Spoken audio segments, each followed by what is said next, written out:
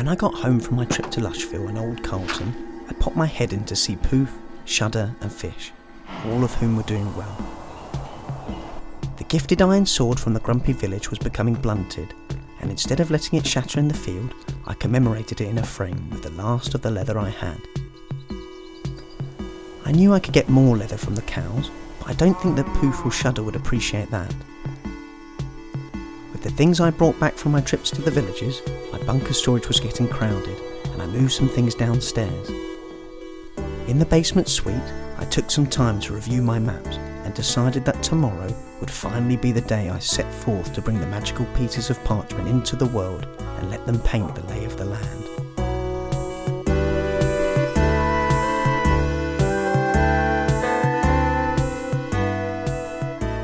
I decided to only bring one map out at a time. I knew that would mean retreading old ground, but wanted to dedicate my time to each one individually. The first map of my home was almost completely finished when I had first read it, with only a small patch in the northwest corner left uncharted. A quick stroll along my plateau completed it. Even on this very small outing, I found myself surveying the landscape with more keenness and intrigue. A rogue block of dirt on the rocky surface of the plateau gave me pause for thought, and it struck me that this could be the work of an Enderman. I had watched Guest place down some dirt themselves when he asked me if he could visit Fish. And this piece of dirt seemed so out of place, I guessed it must have been the work of his kin, or themselves. Either way, it was unsightly, and I removed the uninvited vandalism. The second map was dominated by the body of water north of my home, so I headed out to the gravelly cliff in order to set sail. Now that I was focusing on the maps, I noticed the difference in detail each one provided. I could still see the body of lava at the base of the cliff below my farm on the second map, but it appeared smaller. The body of water, on the other hand, was huge, and for now, even with my previous trips to Oak Island, I didn't know if it was a large bay, a sea, or even a vast ocean. I felt a spark of excitement anticipating heading further out to sea when I started charting bigger maps.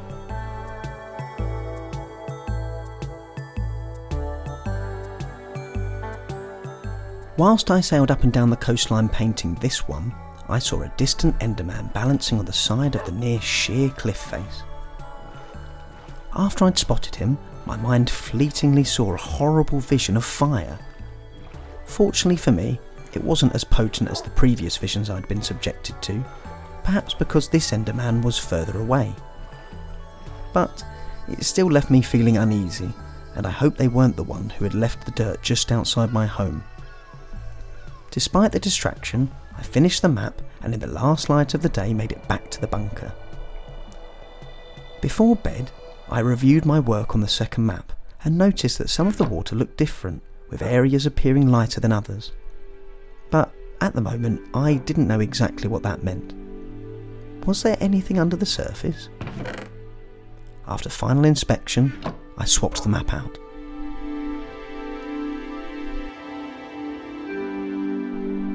Rather than being dominated by water, the majority of the third map was comprised of the lands to the south.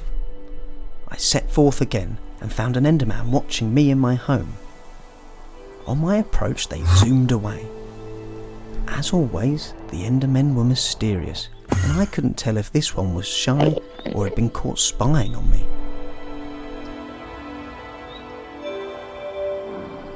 I had already taken the third map out on a wander to the Grumpy village when I had first made it, and a large portion was already charted. I found where I was on the map and got my bearings. By heading south and then east before finally heading north to the water, I could cover the whole missing area without backtracking. I fondly wandered towards Welcome Peak and found myself off the edge of the map.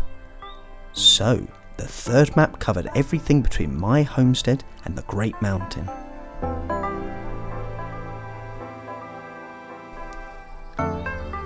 When I once again found the marker that represented me on my map, I was standing beside the lava pool I had seen a number of times before from afar. I saw that both Copperwater Cave and the lava pool marked the borders of the dirty slopes, and for now I counted 4 sources of lava dotted on the third map. The one by the farm, the lava stream on the dirty slopes, the lava pool south of Copperwater Cave, and the lava waterfall at the mouth of the river north of Copperwater Cave. The last one I passed on my way to once again zigzag across the water to complete my exploration.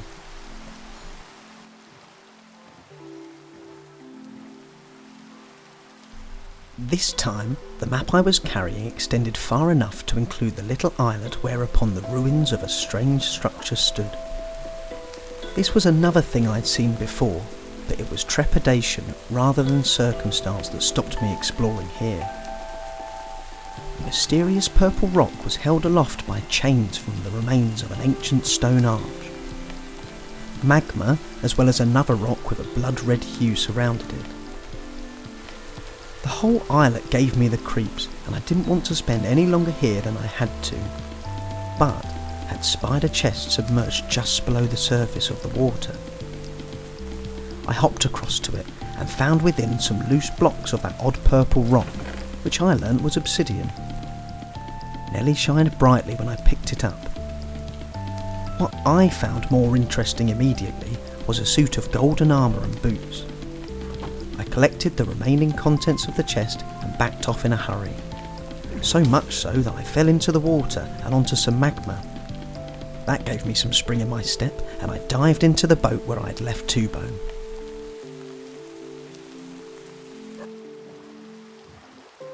The sail from the islet to the gravelly cliff was made in thick rain. Nelly's pages, Two-Bone's fur, and my clothes were all sodden. I started heading back home as fast as I could after docking, but the dark clouds had hidden the sun long before I ascended the cliffside, and now monsters patrolled. Ever since Nelly had learned to fly, she regularly enjoyed zooming far off into the sky. On this occasion she surveyed the battle below, unseen in her ethereal state. Whether deciding to perch in a tree or hover in mid-air, she glided through space, unimpeded by anything, but always returned to me in an instant if I needed her. And I knew she had something to show me when she glowed from my pocket. She was doing so now, but I would have to get home before I could indulge her. Two-Bone threw himself at monsters, and it was times like these when I was really thankful I had him by my side. Together we battled the waves of enemies on the way. The wolf fought with such ardour that I was struggling to keep the boy healthy. As we stepped onto our plateau, he bounded straight at a skeleton standing on the edge, and I tried to get close to stop him. When the battle was over, he turned to receive my affection, perhaps thinking my panic was caused by the skeleton's arrows, and not because I thought he was about to fall into the sea.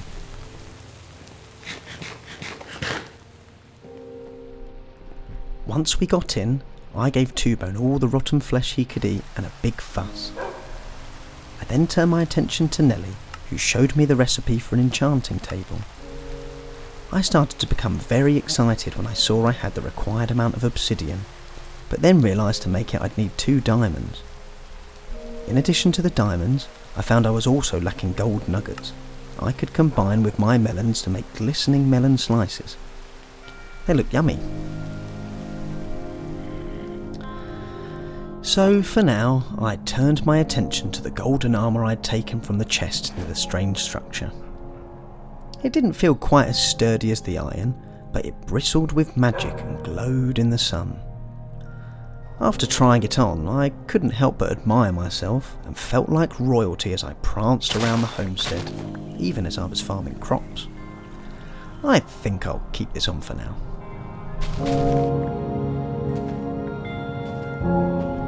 The enchanting table may just be the most exciting thing Nelly had yet to show me, but when I reviewed the completed third map, I couldn't decide. The first 3 maps I had finished didn't lead me too far from the paths I had already taken, yet in the process I felt like I had a greater understanding of my immediate area. And, on top of that, I got to delve into the magical properties they held. Whilst I had no idea how the maps sensed my location, or painted themselves in my travels, that didn't change the immense sense of satisfaction I had when I held a fully charted map. And with the 4th map now in my hand, there was more fun to come. Although, that could wait until tomorrow.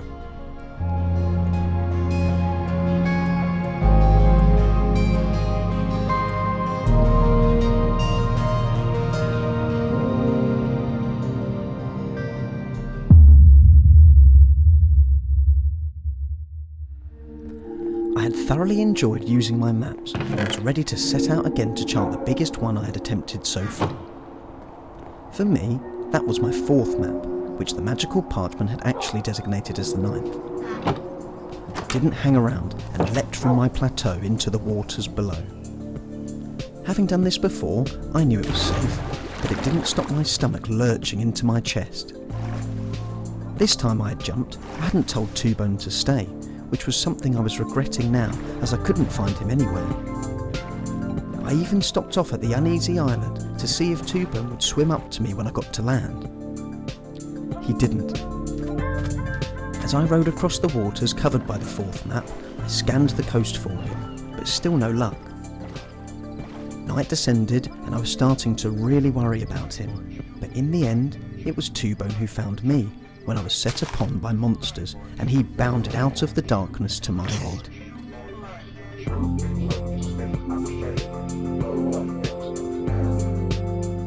I was overjoyed to see Two Bone safe, and couldn't praise his loyalty enough. Despite carrying the 4th map, it was luck that led me to the Grumpy Village, as I'd been running blindly over the rocks and slopes. I knew that Two Bone usually had no problem wandering around outside when I sought shelter, but tonight I didn't want him to be alone. I had to shut the door of the house whilst I waited for him to get bored, as a zombie was trying to get in. To my alarm, the zombie succeeded in bashing down my door. Fortunately, it was alone, and I repaired the damage easily enough. Even though it was me who had built this house for the Grumpy Village, I wouldn't put it past them to grumble had I not fixed it up.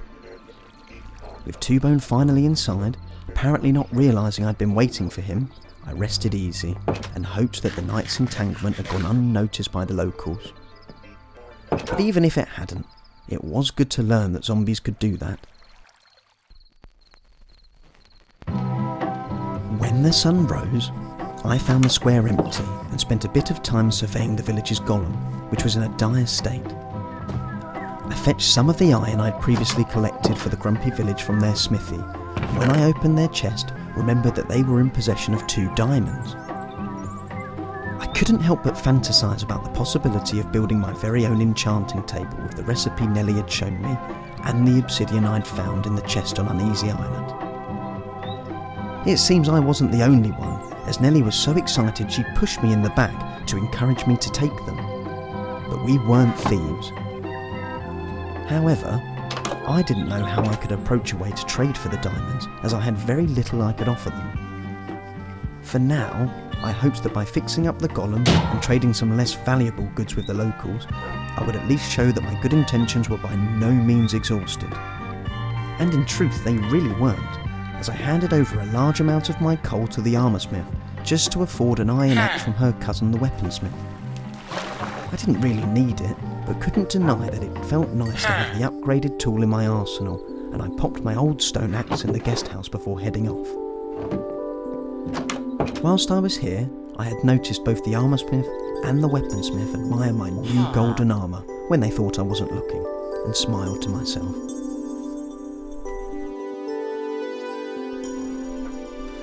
My nose was back in the 4th map, and I decided the best way to approach colouring it in was to head west, south, east and then north. That was the plan anyway, but I once again found that my curious side was getting me distracted.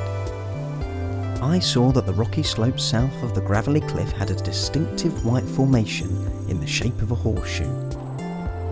As I approached the white rock, I noticed a little cat. It took me a moment to remember, but I couldn't mistake those bright eyes and realised I had seen them here before when I had been lost months ago. They ran away when I tried to say hello, and it wasn't until after I had given up that I wondered if it may have been Two Bone who had scared them away. At least I had learned that the white formation was made of calcite.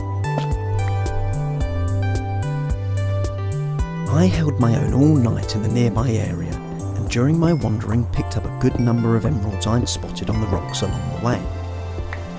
During the night, I had searched for spiders as I wanted their string. It was odd to become the hunter after feeling like the hunted for so long.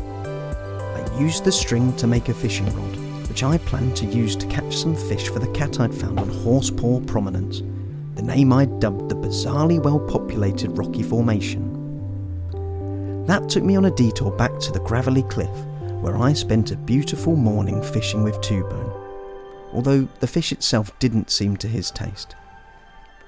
I was getting the hang of fishing, but somehow accidentally snagged what looked like a name tag from the deep water. During my time spent at the gravelly cliff, I dug out a crude boathouse and fitted it with oak wood that I had taken with me just in case I needed to make an emergency hidey hole. If my previous trips were anything to go by, it would get a lot of use, and for now it was also a good place to rest and store excess things from my jangling pockets. When I set off from my new base, I told Two-Bone to stay behind lest he spook the skittish creature I was searching for. It wasn't long before I found a cat, but not the one I'd seen before. Although still timid, this grey cat purred as it approached me, and despite trotting off after its first taste of fish, began following me when it filled its belly with a feast of salmon and cod. In the chase, the playful cat toyed with me, dancing and darting around my feet to see if I could catch them. Whilst creeping towards the grey shorthair, I spotted the elusive Persian cat. With no more fish, I went back to the gravelly cliff, where I introduced Two-Bone to the grey shorthair. Understandably tentative at first of the lean wolf, I was pleasantly surprised when the cat leapt onto the bed to inspect Two-Bone, and he calmly allowed her to, in a display of stunning restraint. After a night of snuggling on the cramped bed, the three of us spent the morning playing around the rock pools of the gravelly cliff. As I fished, the grey shorthair was learning about Two-Bone's more boisterous side, and wasn't too perturbed when the wolf would occasionally catch her and buffet her away. With another handful of fish, I left the two fast friends in the new boathouse and once again made the short walk to Horsepaw Prominence. I had originally wanted to give the Persian cat fish because I thought that they were alone up there. And although I now thought that there must be other cats around, for all I really knew, I had adopted their only friend, leaving them truly alone. This time, catching up to the animal was slow and frustrating, as they couldn't decide if they wanted to give me the time of day. I even considered utilising the merchant's lead for the first time before calming myself down, remembering the reason he'd given it to me. It may have been that the cat was getting just as wet and uncomfortable as I was in the rain, because eventually they allowed me to slowly approach to feed them. The Persian cautiously followed me back to the boathouse cave, even across the short stretch of water. Two-Bone and the grey shorthair were waiting patiently inside, but it was almost as difficult to coax the wary Persian into the bedroom as it was to lure it here, and in the end I provided the encouragement it needed and pushed him over the threshold, closing the door behind me. Two-Bone's restraint had all been used up, and he almost knocked the Persian cat off of the bed as he said hello. The cat's returned greeting consisted of a bop on the wolf's nose, but it was unclear if Two-Bone got the message, as his clumsy snout continued to sniff. But the cat seemed happy to see its friend, and couldn't deny the safety, provision, and warmth of the room it was staying in. I had indulged my conscience and my inquisitiveness in taming the pair of felines. At least on this occasion, curiosity had not killed the cat, only the timely completion of the fourth map. I had only explored around half of it since heading off, which included all the areas that were already painted there. I still enjoyed looking at it half finished and reviewed the various mountains in the area. There was the plateau where my home was, Copperwater Mouth, the Gravelly Cliff, Horsepaw Prominence, Welcome Peak and the attached ridge of mountains, and a strange bowl-shaped mountain that bordered the jungle.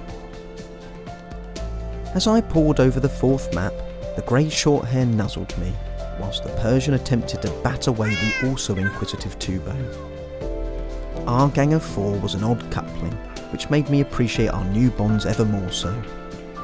I tucked the map away before bed, and in my pocket felt the name tag I'd fished up.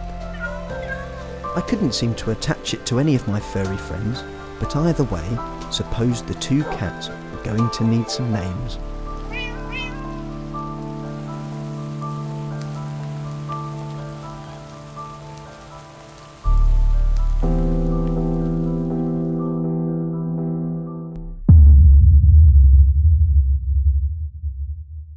I decided to stay at the Gravelly Cliff boathouse for another day to stock up on fish for the cats.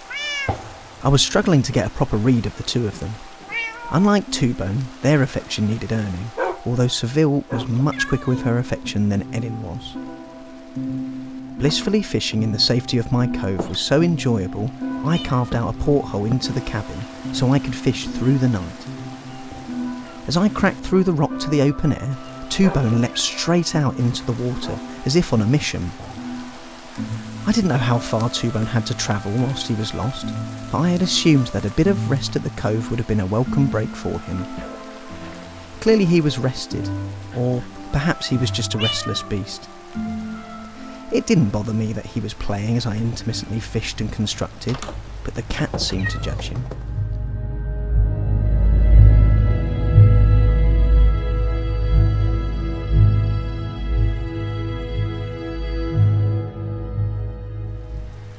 It felt like I'd snagged a very big fish, but instead heaved out an old saddle.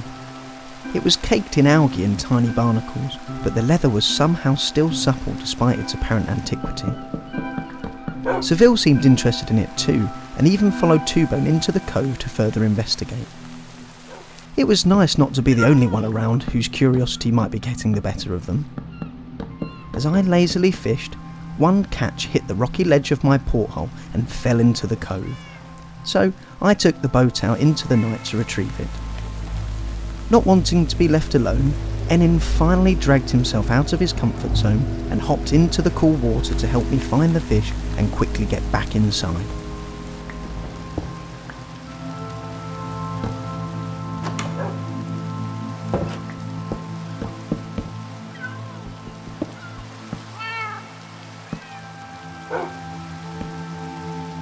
When the boathouse was near completed, it was my turn to get into the water to collect the scattered leftovers of building materials that were slowly sinking.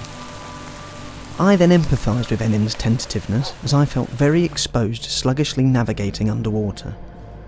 I didn't realise how deep it was. I could barely see the bottom. I thought it must have been one of the animals that made me lurch as I was attempting to finish off the outside structure, but as I looked around, realised that Seville was retreating inside, and Enin had chosen to endure Two-Bone's wet, agitated breathing in the safety of the boat rather than remain in the water. All of a sudden, I couldn't shake the feeling that something was about to grab my ankles. After discovering that I couldn't attach the merchant's leads to tether the boat, I frantically tried to make space for myself in it. My selfish panic diminished my precision, and I continued swinging my arms violently, even after the animals were forced out, accidentally whipping Enin on the bottom with the lead as I did. The shock of my mistake pulled me out of my panic, and I treaded water to give him some fish. But that certainly wasn't enough for him to forgive me.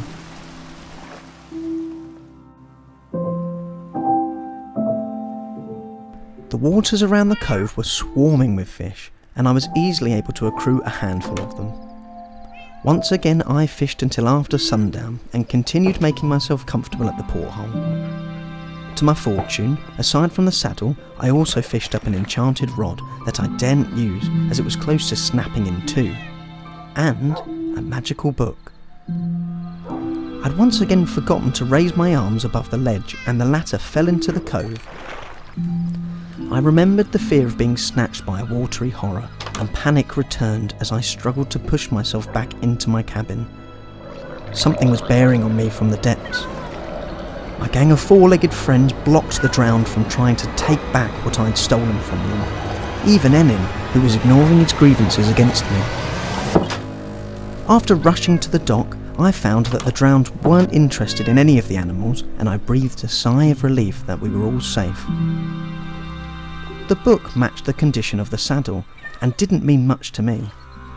It was written in an old dialect that was difficult to read. Perhaps Gloria and old Carlton could make sense of it. I made a point of exclaiming my preference for my current magical book, but Nellie was still feeling sour that I'd previously referred to us as a gang of only 4.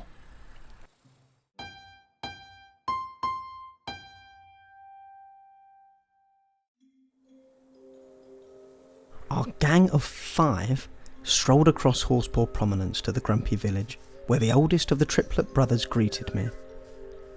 Abranus was a proud and strong man who I thought would appreciate me seeking his guidance, so I asked if he knew how I could repair the battered fishing rod.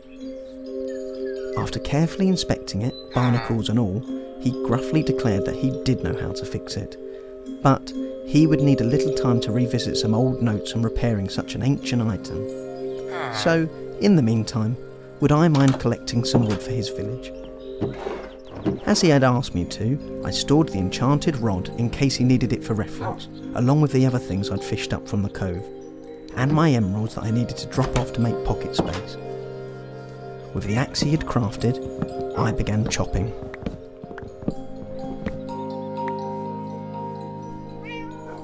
As the residents of the Grumpy Village would expect of me, I worked into the night. In these lands, all of the ravines and cracks in the ground seemed to emanate from Welcome Peak, and in such close proximity, I had to tread carefully to avoid falling into one of the many chasms beneath. The other usual dangers were still around, but, as I had learned, the monsters that attacked sometimes held valuable treasures, and tonight I was gifted yet another bounty when a zombie dropped a potato. I wasn't able to secure any gunpowder from one creeper as they ran away from me after I sliced him with a jump attack. Unable to deny himself recognition, Enin told me with a piercing look that it was actually him who had scared away the monster. A fact I doubted until the returning creeper was once again chased away without needing a bop from me. With Two-Bone also herding skeletons away, I was provided ample time to forest safely. As soon as he saw me, Abranus asked where exactly I had found all these things. When I told him about my cabin at the gravelly cliff, he became despondent and explained to me that those waters were haunted. It was the site of an ancient tragedy where many soldiers of the old king's army drowned as they tried to swim to land. They were all that was left of the old king's army after a hellish battle. That same battle was a subject of great shame for his own ancestors. Judging by the age of the saddle, the rod, and the book, it was possible that they belonged to those drowned men. So how did I get my hands on all this? I gestured my fishing rod at the cats to explain. Well, anyway, Abranus said he could attempt to repair it, but he would need a lot of iron. Luckily, I knew exactly where I could find some.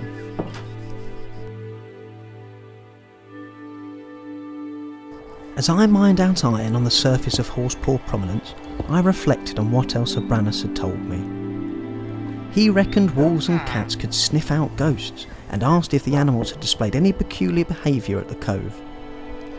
If he was right, that was 2 things I had learnt about my animals today, as I was now sure that Two-Bone and the cats was somehow zooming to my side, just as an Enderman might, and when they did, Nellie softly glowed. Previously, I had only seen it out the corner of my eye, and just told myself I was probably tired.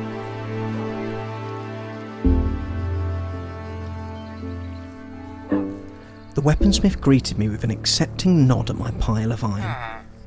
I fitted his smithy with a furnace and the crafting table I'd needed to make it. Whilst waiting for the iron to smelt, we spoke in the cool air by the falls of the Grumpy Village, and the flowing water cast me back to the time when Abranus had been adamantly standoffish after my poor first impression. I was still trying to find a way I might trade for their diamonds, but was too cowardly to bring it up to the imposing Smith. Especially at the moment, because he was lamenting on their family's own lost relics. Something about a sword, but he had been talking for some time now, and I was struggling to pay attention. In the dimming light of dusk, he invited me back to continue our conversation in his hut. Abranes asked me if I had noticed how sparse the village was. Well, that was because Fergus was travelling northeast past Old Carlton, and their younger brother was travelling southwest into the never-ending forest to find worthy people with enough bravery and skill to join their clan. When numbers dwindle to as low as theirs, he said, every mouth has a large voice, and it was Fergus's voice that had convinced everyone except Abranes that recruiting more hands was a necessity. Making my excuses to go and check on the furnace, I politely smiled as I turned to escape his ramblings. But Abranes stopped me to say one more thing. Wherever I had learned how to fix a golem, I hadn't learned properly. Two-Bone yapped in response. Or was he trying to tell me something? The iron wasn't done yet, but the warm night was a welcome respite to Abranes' constant talking. He only seemed to listen to what he wanted to hear. For a moment, I inhaled the tranquility, but the silence I was enjoying was broken by a ghastly shriek.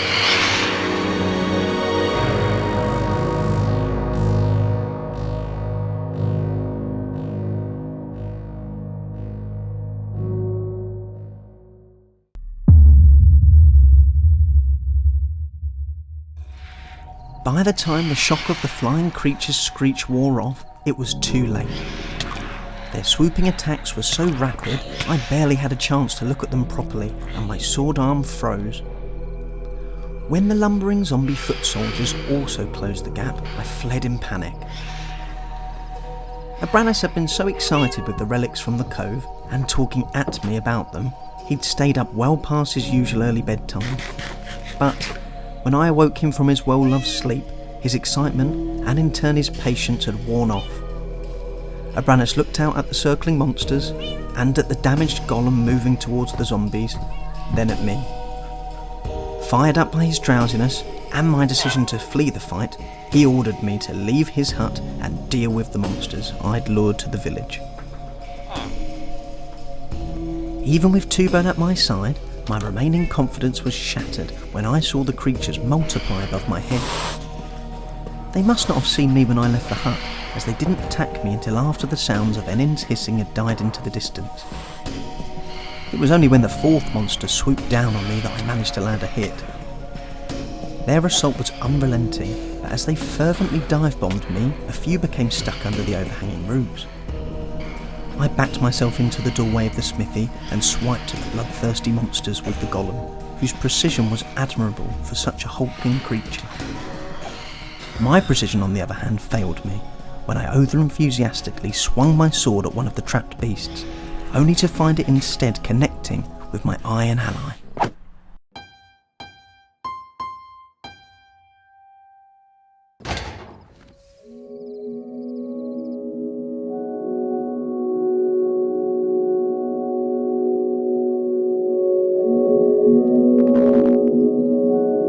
The sensation of falling into my tethered bed at the gravelly cliffs stunned me, and it took me a moment to recall the slightly less pleasant sensation of the golem's heavy arm slamming me in the jaw.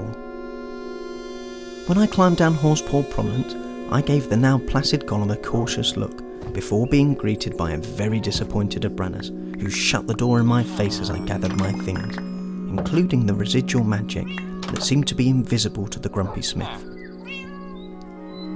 Before I could begin to search for the words to explain my reappearance, he openly judged me for being so terrified I had dropped everything and ran, even my donned armour, presumably so I could run away quicker. He didn't know what had really happened to me. Glancing at his forge, he became heated again and scolded me for risking my equipment being flung into the lava. I checked I still had everything, which luckily I think I did.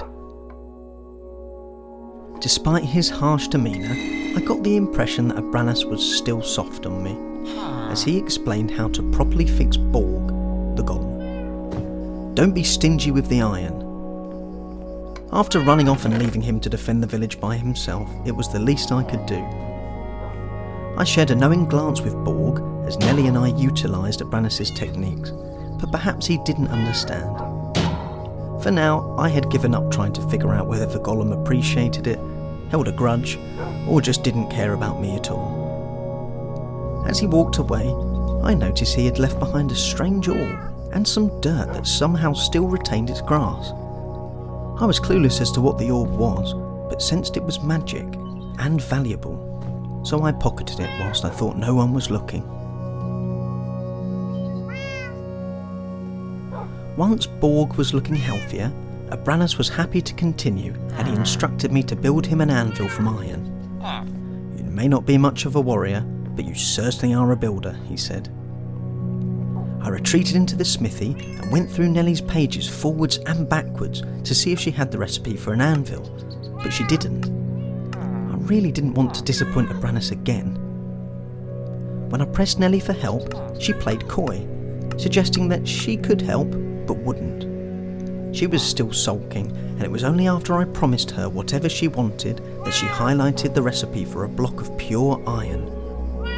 Sure enough, as soon as I had the iron block in my hand, she produced the desired blueprints.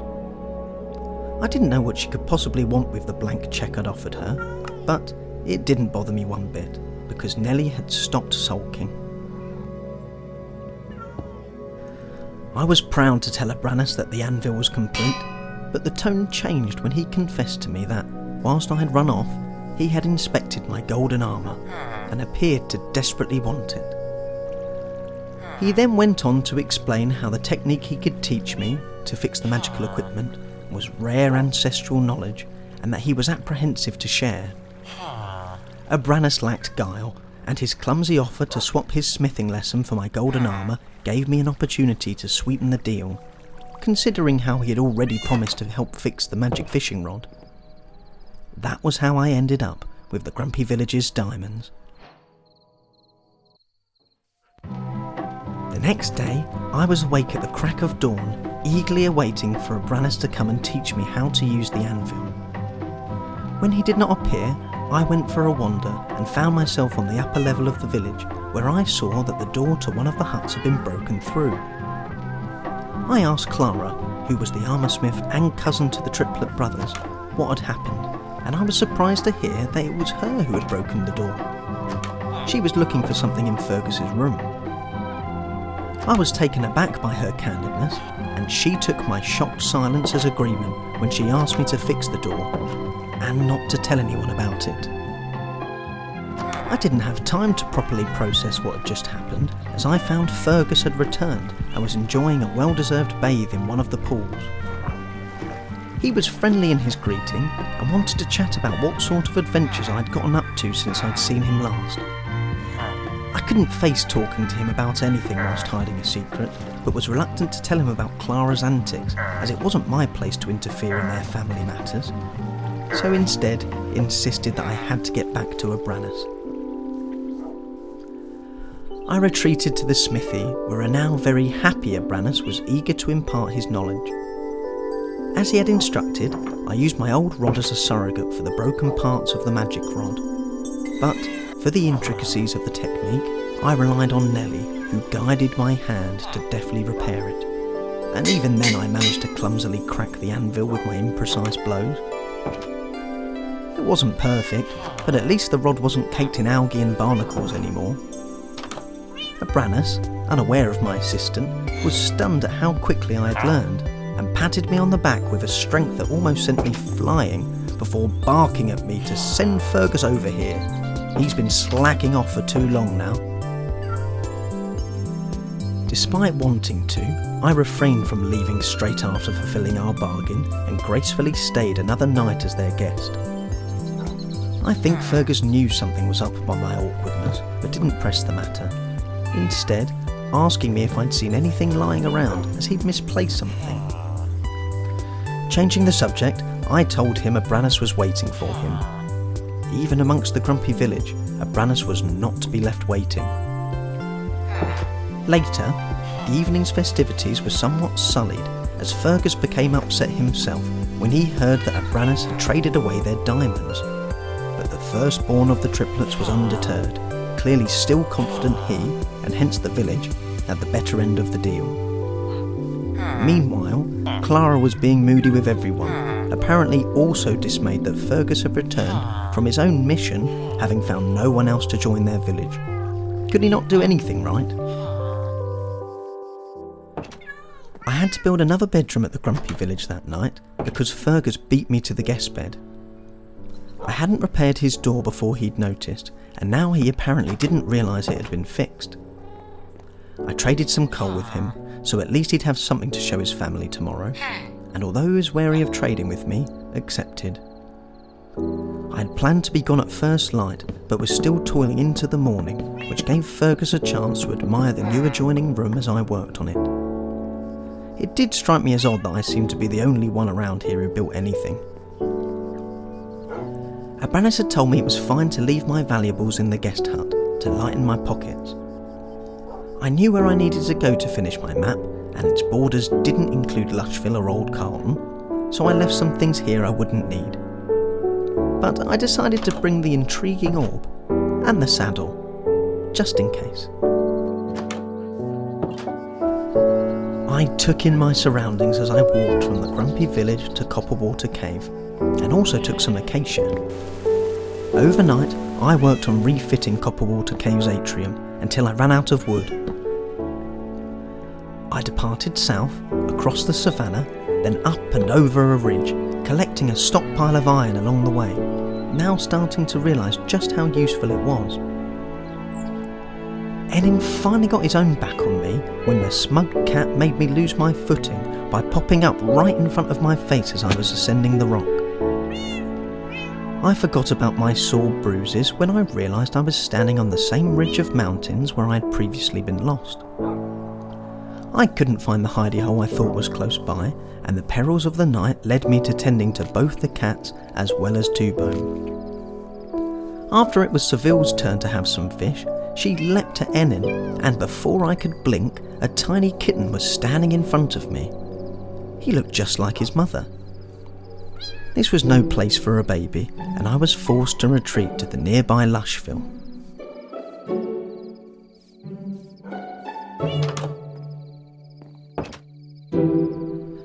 The residents of Lushville were kind and welcoming, but after the reaction Phineas had when I spent the night at Old Carlton without permission, I opted to slip away at dawn without saying hello to the locals. I was distracted from fighting the invading zombie when I saw that Enin and the kitten were standing over some chicken meat. It was a gift for me. The kitten looked like it was feeling proud and safe to be by our sides. After finding my way back onto the borders of the map, I continued south through the forest and the jungle that lay on the other side of the ridge. I sheared the sheep I met, tried to ride a donkey, collected a mushroom and some cocoa beans, all the while satiating the resolute curiosity of the kitten who was investigating everything it saw. More presents were waiting for me when I emerged from my next hidey hole on the river opposite a lava flow. Now a family, the cats were far more affectionate to me as I escorted them. Enin was only mildly irritated with me when I opted to swim.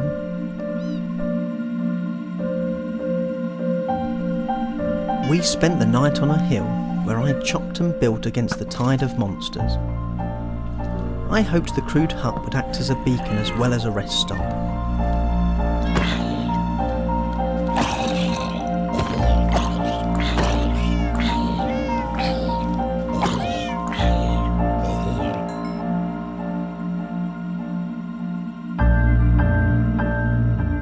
The misfortune of locking gaze with an Enderman was mitigated somewhat by the close proximity of the new bed. Before Borg had retaliated at me, it had been a while since I had fallen, and I didn't want to start making a habit of it again. So, when the Enderman continued to hang around after I grabbed my things, I was wary. In fact, the Enderman seemed very interested in me, and imparted a vision of the strange orb I had in my possession. Their vision was cut short when it began to rain. The water seemed to burn the Enderman and it fled in pain. This was a revelation to me. I currently felt helpless if one decided to attack, but at least now I might have an ace up my sleeve.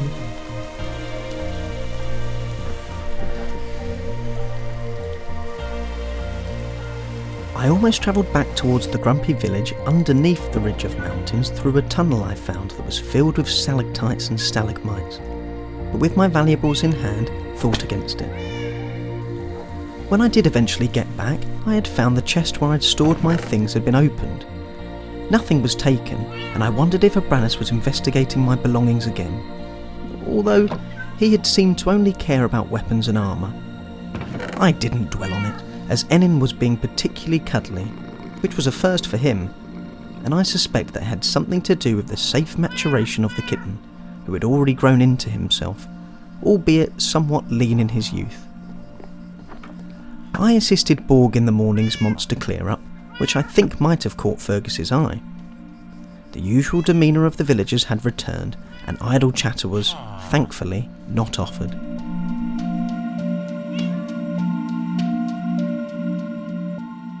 It was time to return home. The cows, Poof and Shudder, appeared very happy when I arrived. Fish was calmly swimming, apparently now accustomed with her bunkmate. I put away the things I had accrued on my travels, proudly surveyed the finished 4th map and loaded up the furnace with iron. Then hurried downstairs to grab the obsidian and proceed to finally craft the enchanting table. Unfortunately, I ran into yet one more snag. I needed a book to complete the blueprint, and Nellie wasn't about to offer herself up. With no leather available, I was once again stuck.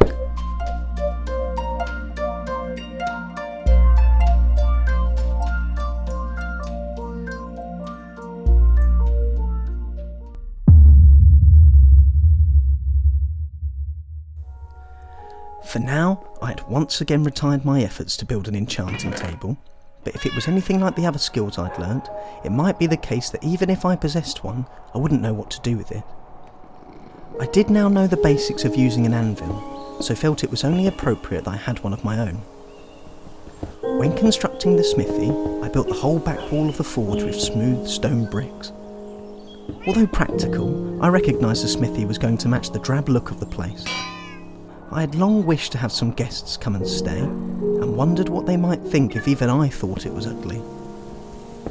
I stopped myself ruminating to focus on the anvil I had just made. In the peace of my home, it was easier to concentrate, and the magic rod was looking sleek and untarnished after some more work. This time, I noticed a palpable sapping of the magic that was latched onto me. When Abranus had taught me how to repair magical equipment, he had been extremely impressed, and now I considered if it was because of the speed I had picked up channeling the magic.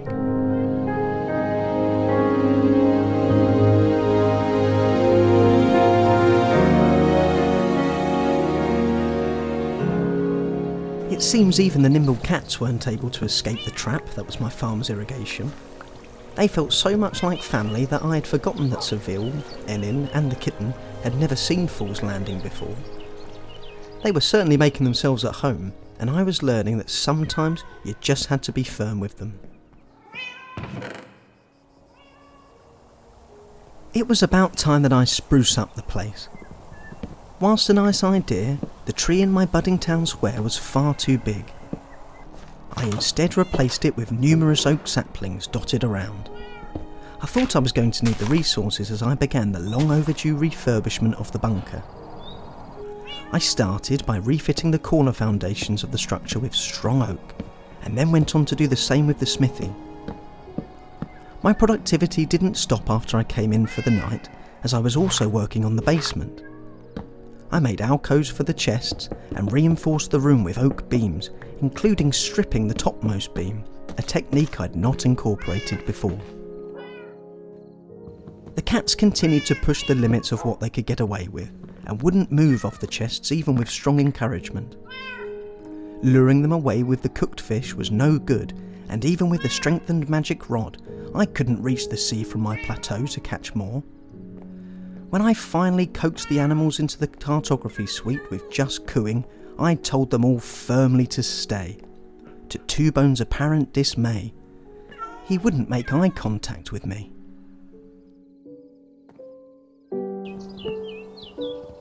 Whilst chopping down some of the oak trees I'd planted, I collected their leaves with my shears, which blunted the tool quickly. These shears had been with me since before I'd even reached Fool's Landing and held sentimental value. That and my tendency to hoard things ended up with them squirreled away before they broke in the field like the iron axe I bought from a Brannis did. My work on the homestead continued. In the day I remoulded the bunker, smithy and farmhouse, and in the night I extended the storage closet, which was beginning to form into a tunnel. With a few things moved around along the way, this place was starting to feel like new. I now had a keener eye for minerals and snatched up some of the surrounding coal and iron, and in doing so found myself making more tunnels into my plateau. That had given me another idea.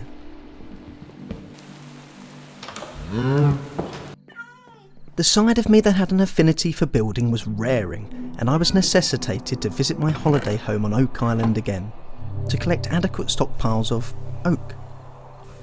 Before I left, I once again took out the mysterious orb that Borg had left behind at the Grumpy Village, gripping it firmly in my hands as I studied it. I barely remembered putting the orb away, or saying goodbye to the cats I'd left behind, as it felt like the next thing I was drifting out of the familiar end division of Guest, who was standing a short ways from my barn towards the dirty slopes, waiting to greet me. The trip across the dirty slopes was also a blur, as the aftershocks of his subsequent vision swam through my mind as I collected some lava from the scalding pool. It wasn't until I finally found a way to get Two Bone into the water to leave Copperwater Cave that I got my full bearings back. What had that creature shown me this time? Something about an ancient catastrophe. No, it was a warning, but I couldn't make sense of it. The transferred images seemed to fade away so quickly, the message almost seemed desperate.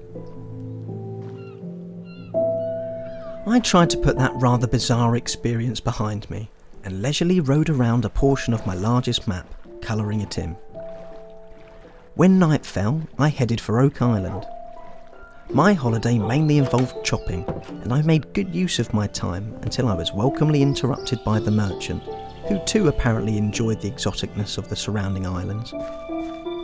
I said hello to his llamas and told him about Seville, Enin, and the now grown-up kitten, Titan. The merchant admired my fishing rod, and I told him where I'd found it, and how the people of the Grumpy Village had helped to fix it up. That got him chatting about rumours of the recruitment drive at the Grumpy Village. Very out of character, he said, and it has disturbed Gloria in Old Carlton so much that she's now writing to outside villagers with similar invitations to move in. Not sure how she intends to send those letters. The people of Lushville, on the other hand, were getting excited at the prospect of providing food for the potential influx of new people in the region, which will inevitably need more farmhands. The merchant couldn't understand why anyone would want to move back here after the disastrous rise in monster sightings about 10 years ago, and the current boldness of the raider attacks. I, on the other hand, relished the idea, hoping that some of them might want to see my home.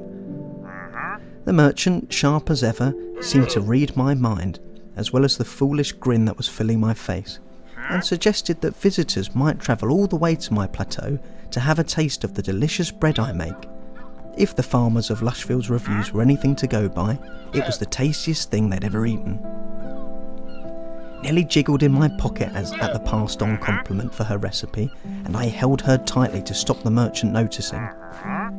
It was hard to hide anything from the merchant, but luckily he was deep in thought until he snapped himself out of it to tell me that his name was Quinn. It was a silly thing, but the merchant didn't tend to tell people his real name.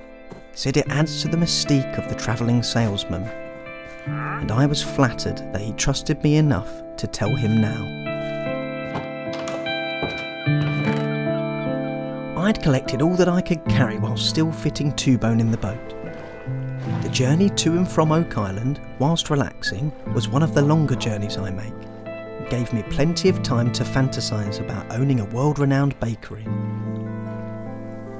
I was letting my thoughts wander all the way back home until my short-sighted idea to protect the animals from the forge's lava with wooden trapdoors set alight. After refocusing, I found the recipe for iron trapdoors that were hidden away in Nellie's section for redstone-associated items.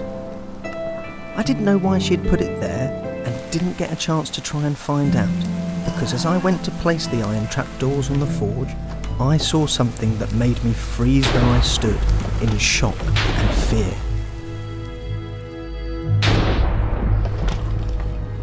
Even through the heavy rain and thunder, the dead hooves somehow echoed into the night. No matter what Brannis had said, I knew I was becoming more confident with a sword in my hand, but nothing could have prepared me for this.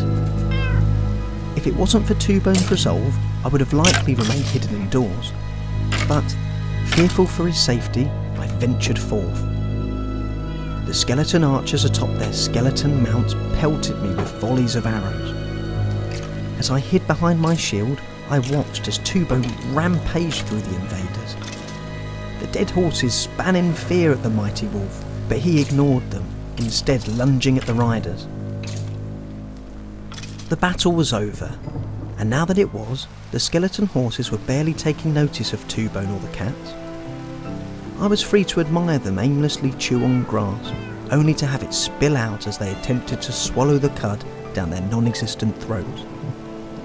The bows the skeletons had been carrying were mighty weapons. Where could the aggressors have come from? While surveying the landscape for further danger, I spotted an enderman stood atop a tree just outside the blanket of rain.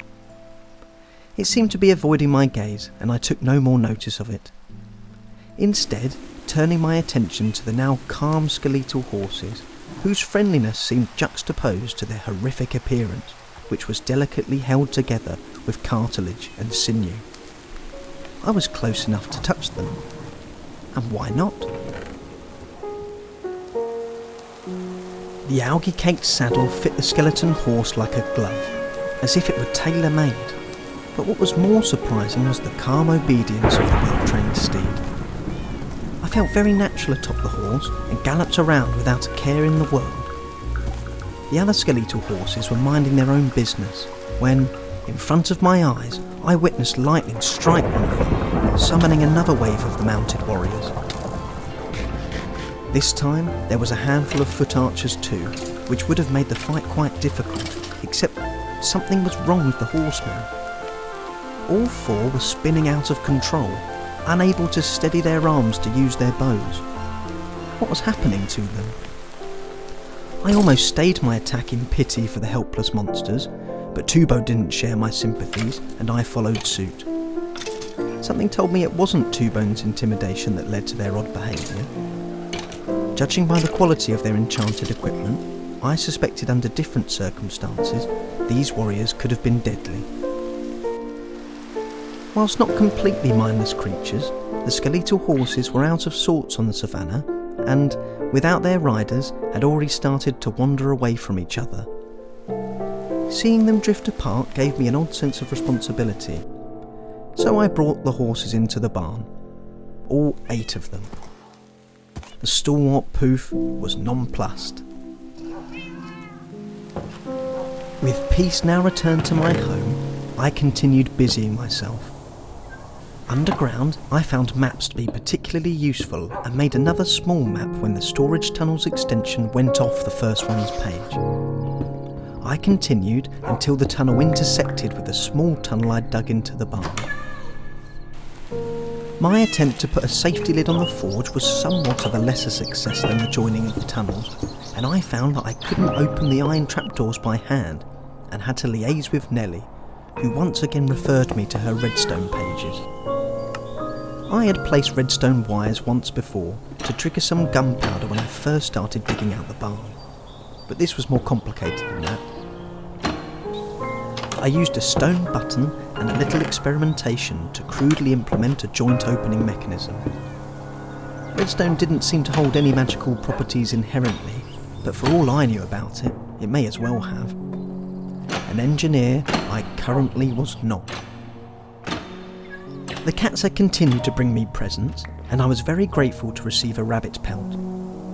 Nellie told me that with 4 of them, I could produce leather, and my hopes to own an enchanting table were rekindled, leather-bound book and all.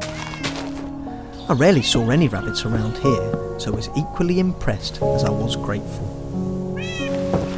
With the forge up and running, the potential of the magic weapons and armour I'd collected were now available to me. I soon found that mending the enchanted equipment required significant magical imbuing, and I ended up exhausting all the magical reserves I had. So, I went out in search of monsters to find more. In the receding darkness that used to envelop my home, I hunted them, and even picked up another piece of magical equipment from a zombie. I continued until I had repaired a very sturdy iron helm, and a bow that propelled arrows with such force it pushed enemies back, both of which once belonged to the horseman invaders. I also learnt that an anvil was the perfect place to inscribe my equipment. Next time I fished, I'd be wielding Old Wrangler, with Two Bones standing beside me, wearing his new personalised collar. I stood proudly in my square. The lanterns Nellie had shown me how to make swung gently in the breeze that also made the hedges bristle and the poppies slowly dance. I didn't think I could get happier, but when the final skeleton dropped an enchanted chainmail breastplate as well as some normal chainmail boots, I managed it. I didn't dwell for too long though, and was already thinking through further ideas as I walked downstairs through the bunker and into the new tunnel that connected to the barn. This next project was one I was very excited for. While some plans were clear to me, what I was going to do with my herd of skeleton horses was not. I wonder what could have lured them here in the first place.